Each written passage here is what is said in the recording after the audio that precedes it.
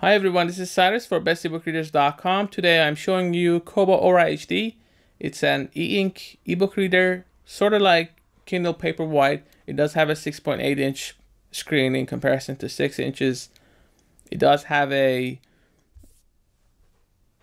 1440 to 1080 resolution as far as display goes, 265 dpi, 1 gigahertz processor, which is supposed to be faster than other e-readers that we've seen. It does have a ComfortLight that I have it turned on. You can turn it off easily right at the top here. There's a button that you push. Just gonna turn it on because it looks better. It's available in 3 models: Espresso, Ivory, and Onyx. I have the white version because everything else that I own is in black, so I just want to try something different. There is no difference between the design. You do get one of these cables, so to charge and add files to your e-reader. You get a guide. Probably not a bad idea to go through it if you're a beginner, but it doesn't really have groundbreaking information as far as how to get the most out of your e-reader, so you want to be aware of that. The device has 4 gigs storage. You can have the micro SD card. It supports EPUB, PDF, formats that you're probably used to already. Kindle has some limits, but Kobo supports most popular formats as far as ebooks go.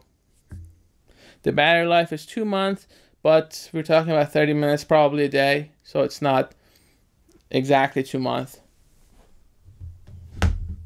The design, get the ports here, get the back. Look at the back. It's something different, I would say. Have the branding there, the buttons. The white one is, and this model, maybe the other model is different. Maybe that one has a black button. I have no idea, but for this one, the middle button is controls the light. So you want to be aware of that. I wouldn't say it's exactly the best type of design where they've put the button and how it works. And we've covered this a lot because of the fact that a lot of tablets had this issue.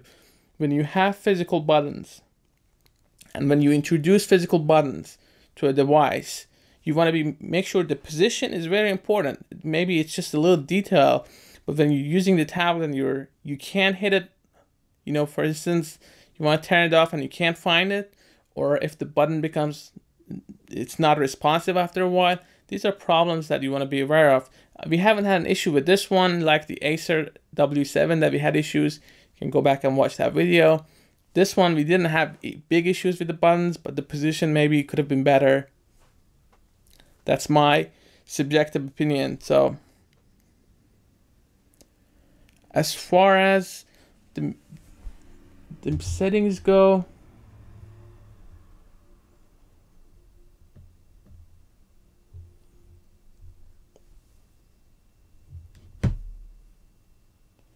I can open it up.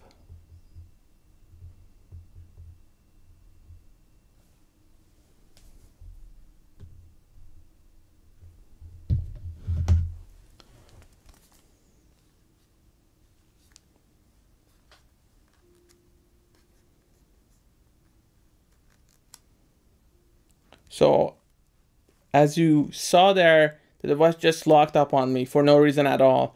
So that's going to be an issue. I don't know if it's the issue with other devices, but it is an issue here.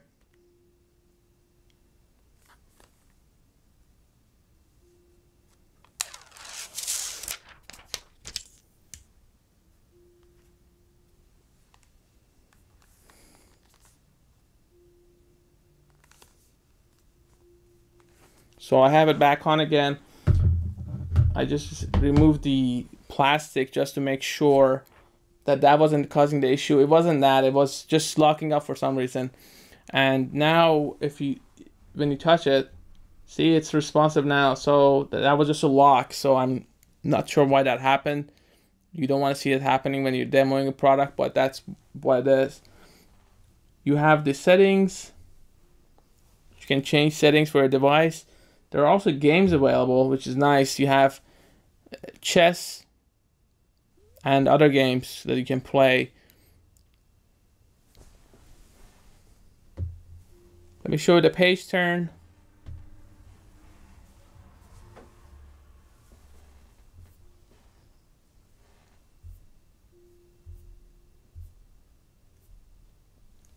If you want to get back to the home page, just tap here in the middle and just go there. I'm not going to cover the basics of how to use the tablet. Maybe in a future video, I'm going to show you how to navigate your books and find different things and check the dictionary.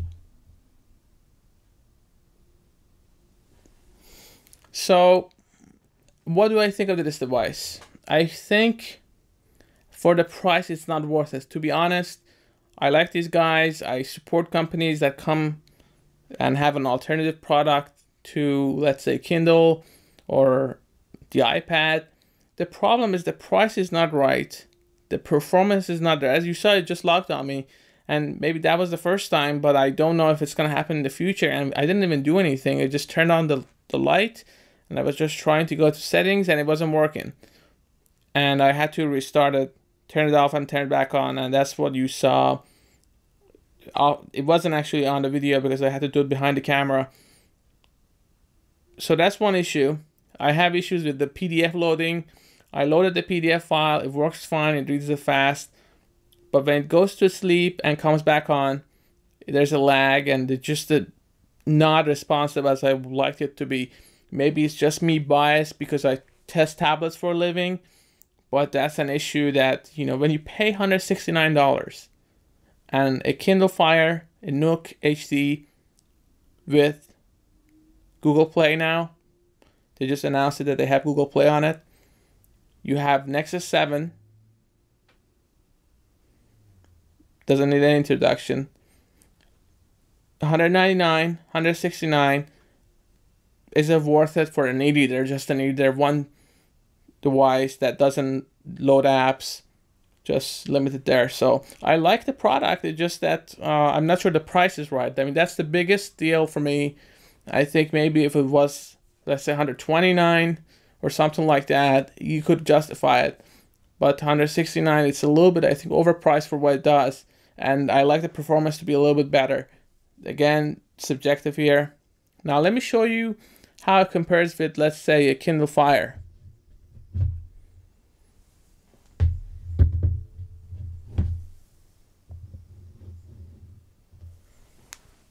So we have two devices. Now before I do this test, I'm gonna say these are not comparable. One of them is a tablet, one of them is an e-reader, but I just want to show you the performance difference.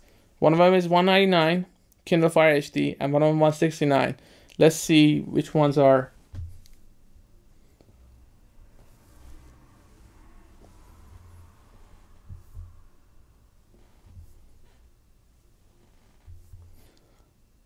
You can see that the Kindle Fire is faster, and there's a good reason for that. It's more responsive, you get more apps, you get more features. As far as the light goes, I don't know, you be the judge. Which one is easier on your eyes? I personally use one of those gunner glasses. We covered that in another video. Those are great for reading behind a computer, reading on a tablet, reading any situation. They're not cheap. They're $99 and higher. I think the cheapest one is probably $79 or something like that. But if you have a problem with just that, if your problem with the tablet is that it hurts your eyes, I've seen some people come to our site, to bestebookreaders.com, and say that tablets are great, but they hurt their eyes. You can use one of those glasses. I personally don't have a problem with tablets. I've always liked e-readers because they're cheap and they sort of had that paper-like experience close to paper. But I'm not sure now that the price is very similar, close, if this is worth it. So that's about it. Kindle Fire HD. and this is Kobo. I'm not sure about the back. Let me know what you think. If you have it and you feel comfortable with the back, I'd like to know. I personally am indifferent to it. Doesn't really matter to me. You do have the option to get a case for this device from Kobo.com. I would probably get one from Amazon for cheaper. It depends. You're talking about, I think the last time I checked, maybe it was $29.99. I'm not sure. You have to check that. But they have accessories for it available. On Amazon, you can find cases. You can find the screen protectors. I think it stands. You're going to have third-party accessories, even though maybe not as many if you had a Kindle. So that's another thing to keep in mind. As far as that's about it, I think we covered the basics of the device. $169, 3 colors. If you're in Canada, you have options to order it from store or Kobo.com. You can do it for if you're in the US. And it took, for us, it took about 4 or 5 days. These guys ship fast. Their customer service is great. At least that's my experience. The device, I'm not sure it's worth $169. You tell me, do you think this is worth $169? What's your favorite ebook reader? So let me know in the comment section. Also, if you have any questions, feedback, please go to bestebookreaders.com. Thanks again for watching, guys.